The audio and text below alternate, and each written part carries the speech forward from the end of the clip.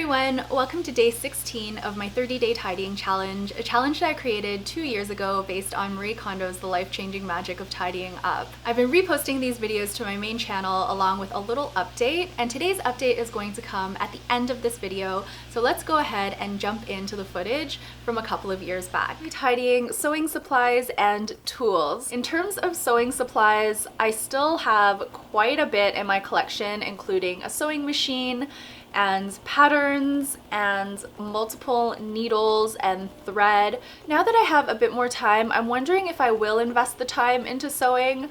My gut tells me I probably won't, but I do want to keep the sewing machine in case I want to do hems or little projects here and there. Tools are very similar to electronics for me. I don't really feel that they spark joy, but I want to keep some for utilitarian reasons and because I know they will be useful down the road. The only things we've really used in the condo are the drills, the hammers, screwdrivers, wrenches, these standard set of tools, but I think I might have some other miscellaneous tools kicking around. I'm hoping I'm going to be able to let some of it go, especially all of the different screws and nails and stuff that you just kind of accumulate over the years but you don't really do anything with. Because most of our tools are in the locker, I'm thinking it'd be easier for me to bring whatever we have up in the condo down to the locker to tidy there instead, versus bringing everything up to the condo to tidy and then having to bring it all back down to the locker again. Not sure how this is going to work, but I will figure it out.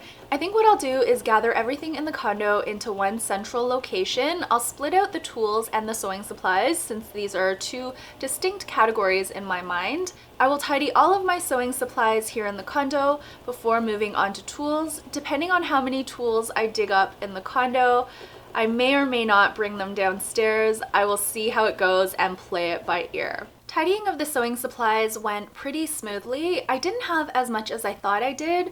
I had decluttered a lot the last time I went through everything 4 years ago, and I managed to let go of a little bit more this time around, but I still ended up keeping a lot. Marie Kondo talks a lot about sewing kits and when do we actually ever use them, but looking through the sewing kits that I've collected over the years, I actually did dip into I think around 3 or 4 of them. While I did end up using mine, I've built up quite a collection over the years, so the ones that I've gone through and kind of used up the thread and are kind of in disarray, I ended up letting those go, and I have 3 more sewing sets that I'm keeping in my collection. I also have a ton of different needles, probably way too many needles, but in case we lose them or break them, I will hang on to them. They don't take up too much storage space, and I know this shouldn't be a deciding factor, but I'm just gonna keep them in one central area. I had a very hard time parting with fabric. I had let go of a lot of fabric in the past, and I still have around 5 different fabrics that I'm hanging on to. These made it through the declutter 4 years ago, and I haven't touched them since, but I am hoping to pick up a little more sewing now that I am off.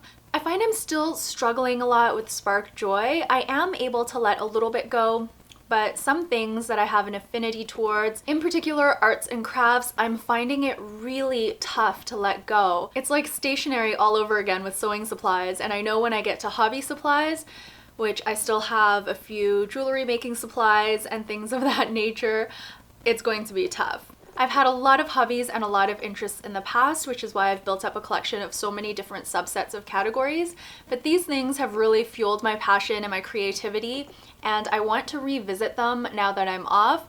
So I don't want to let go of everything just to rebuy everything again. I'd rather hang on just a little bit longer to see if I pick up the hobby again. When I was working full-time, I really had an excuse of not having enough time to pursue my hobbies. And now that I do have time to pursue hobbies, I can see which ones I actually gravitate towards. And those that I do leave by the wayside, I can more confidently say these things don't interest me like they used to. And hopefully I'll be able to move on and just let all of the stuff go. In terms of tools, I've decided that I'll go down to the locker and bring all of the tools up to the condo. Reason being, when I was taking everything out, there was a lot more than I expected. I didn't realize that hubby had added to our collection quite significantly, and when I was pulling stuff out, I found lots of stuff tucked away that I had never seen before. At least he put them in the tools area, although there's still a significant portion of the wall unit I haven't tidied yet, so who knows if I'll find any more. But as I was pulling stuff out, I was shocked by the number of tools we had in the condo. I thought it was pretty pared down, but it grew into a pretty significant pile, so what I'm gonna do is I'm going to add to the pile by bringing the stuff up to the condo. That way hubby can see all the things that we have and how much stuff we have. And he can also help me go through to say, you know, we still need this, maybe we don't need that. I'm gonna tidy as much as I can before he comes home, and then when he comes home, I'm going to get his input on some of the items.